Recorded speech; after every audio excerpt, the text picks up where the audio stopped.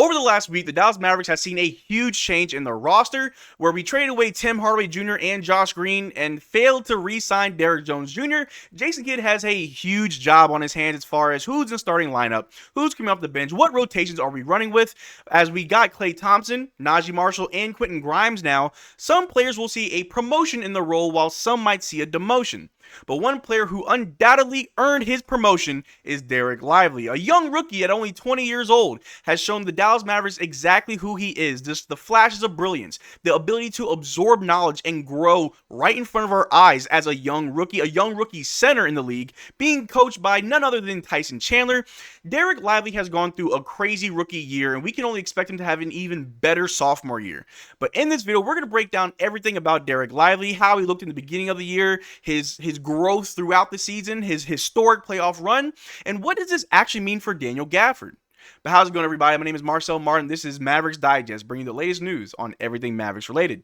And before we start this video, I just want to thank you guys so much for just hitting the like button and subscribing on the last video. We are so close to 12K subs. We're sitting at 11,941 subs. It's the off season, but it's not my off season. I'm bringing you guys Mavericks content every single day, even twice a day on some days. But if you want to be up to date on everything that we do, make sure you hit that sub button. If we can get to 12,000 subscribers before the end of the day, our giveaway this weekend will be doubled, where 2 lucky people will win in our giveaway, and I appreciate it, guys. But like I said in the intro, Dereck Lively definitely earned his promotion on the Dallas Mavericks.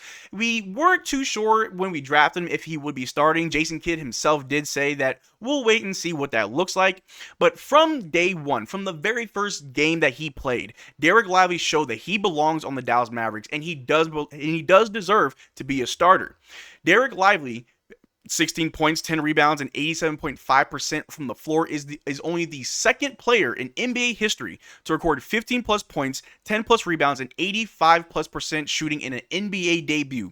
That right there was the start of a wonderful season with Dereck Lively, a young rookie who does have his mistakes. The 3 and the key on defense does happen quite often. We saw in the playoffs, but that's to be expected with a rookie. And Dereck Lively is so good sometimes you forget that he's young. He shows signs of brilliance, that he knows about his own awareness, his spatial awareness on the court, the defensive sets. He's never really lost on any given play, and he's very vocal on defense, helping other people get to where they need to be, letting people know about certain movements. Dereck Lively has a very high defensive and just overall high basketball IQ for a rookie, and his ability to just get better over the course of the season, and then going to his very first playoff run, his very first finals run, and was able to still become was one of our best players for that entire playoffs.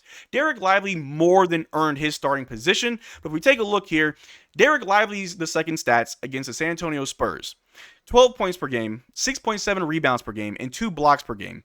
Owned Wemby on national TV and on their first game of their rookie season. So even though Victor Wembanyama won Rookie of the Year, and even though Chet Holmgren was a runner-up, Dereck Lively showed us against these guys that I also belong. We saw in the playoffs against the Oklahoma City Thunder that anytime Chet had to see Dereck Lively down low, it was a problem. Dereck Lively was not allowing anything to happen. Chet couldn't even operate on Dereck Lively. They had to pull a switch. They had to get Dereck Lively out of the paint to guard Shea on the perimeter, and even then, Dereck Lively has grown as a perimeter defender. Early in the season, there was many times whenever a team would switch off Dereck Lively, pull him up to the perimeter, the quicker guards would just blow right past him, easy bucket.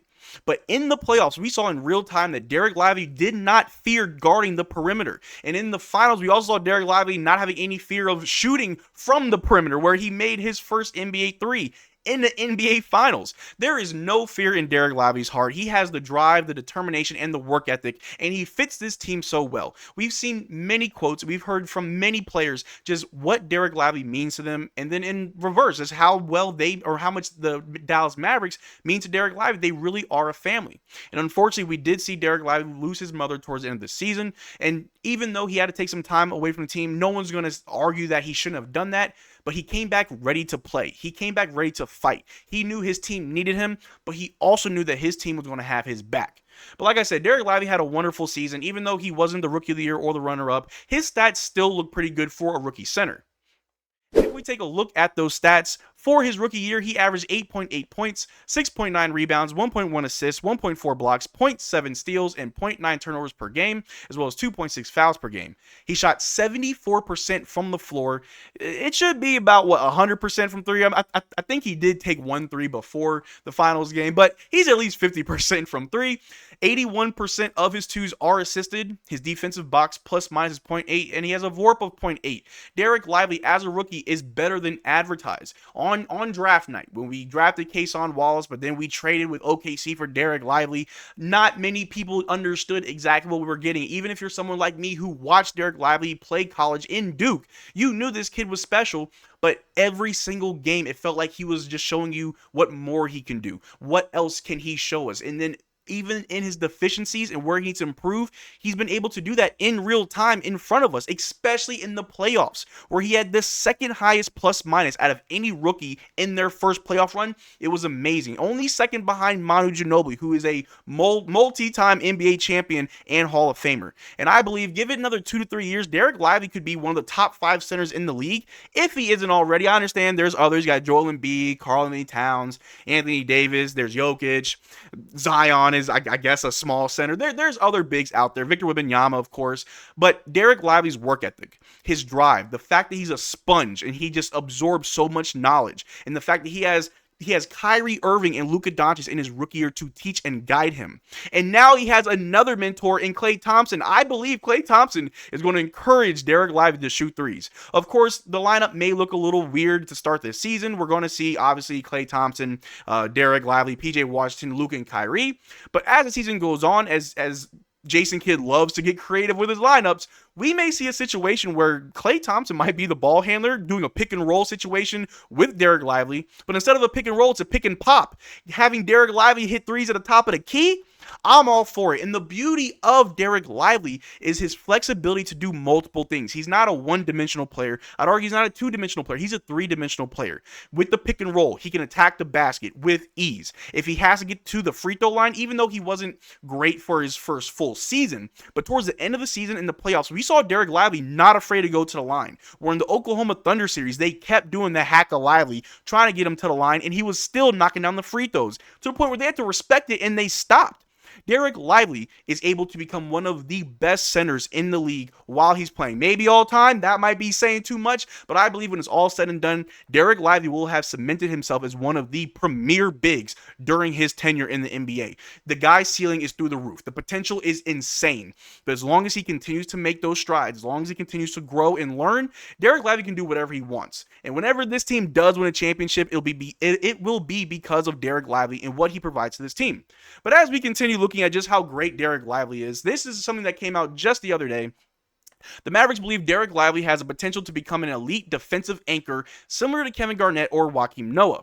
Dallas is expected to start Lively full-time next season with Daniel Gafford moving to a bench role. So that right there just solidifies it. That everybody as in everybody in the Dallas Mavericks organization believes in Dereck Lively. They see exactly who he can be. And I don't think that's an over-exaggeration saying that Dereck Lively could be similar to a Kevin Garnett or Joakim Noah as an elite defensive anchor. And I'd argue that Dereck Lively's entire playstyle could be very similar to Kevin Garnett's. Dereck Lively can shoot the ball. He can shoot the ball, maybe not very well, but he can shoot the ball. If he takes more reps, his shot will develop. But the fact that he can shoot about 70% plus from the floor as a rookie is pretty darn good to me. But like I said, sky's the limit. Dereck Lively can be whoever he wants. Maybe he won't be the next Kevin Garnett or Joakim Noah, but he'll be the first Dereck Lively, a player who will inspire many bigs to idolize his game. And that's not a hyperbole. I truly believe it. The kid is very special. But continuing, this was early before the season. This was right after we drafted Dereck Lively. I want to say this was around the time of Summer League of last year. Tyson Chandler says Dereck Lively is his project with the Mavs, and he's someone they definitely needed. That's always been the missing key with the Mavs. Trying to get him right, he wants to learn, he's active. Right now, he's a sponge. Even last September, Tyson Chandler himself knew exactly what Dereck Lively was going to be, and that's a sponge. That's the best way to describe him. Someone who's just able to learn quickly and implement that in his game where, okay, I'm teaching you something in the gym, but it doesn't take you that long to go out there and do it in a game and help your team now with what you're learning. And if you're like me, you've seen all the videos of Dereck Lively in the gym with Tyson Chandler working on not just his three-point shot, which I do love, but working on his inside game, working on boxing out, getting rebounds, attacking the basket, his fadeaways, his mid-range, which I hope he does extend his shot to the mid-range. I think that'd be insane for us. But Dereck Lively is going to become even better than he is now. Sky's the limit. This isn't even his final form. But continuing, Jason Kidd on balancing, working on extending Dereck Lively's range with capitalizing on his impact at the rim. In due time, he's going to be one that probably shoots a lot of threes, and I'm all here for it. I said earlier the lineups and the rotations are going to be probably weird in the beginning until Jason Kidd kind of feels the team out, because we just got Klay Thompson, we got Marshall, we got Grimes. We know where they're going to be, but we don't know how well they'll work and how they'll play with other players. But like I said earlier, if there's ever a situation where Klay Thompson is the ball handler and he does a pick and pop with Dereck Lively, shoot those threes. And if that's the case, we could play Dereck Lively alongside Daniel Gafford. And having those two twin towers, that's very close to what Minnesota does with Karl-Anthony Towns and Rudy Gobert, except we could probably do it a lot better than the Minnesota Timberwolves. But speaking of Daniel Gafford in the lineup, obviously with Dereck Lively now becoming our starting center, Daniel Gafford is getting pushed to the bench, and I believe we'll see it a little bit different this upcoming season. I don't think this will be where they split minutes where they'll both average about 20, 22 minutes apiece. I think Dereck Lively is earning actual starter minutes, where he'll play about 25, maybe 28 minutes a game, and Daniel Gafford will play maybe 15 to 18 minutes a game. But this right here, right here, Dallas Mavericks 2024-2025 NBA season potential starting lineup. We'll see Luka Doncic, Kyrie Irving, Klay Thompson, PJ Washington, and Dereck Lively, just like I said before. But the lineups will change. I don't think the starting lineup will change, but whoever comes off the bench first as our sixth man may be Daniel Gafford if they're going to continue to split their time. But if it's like I think it's going to be, where Lively's going to get actual starter minutes, then Daniel Gafford may not be the first one off the bench. We may replace PJ Washington with Najee Marshall. Who knows?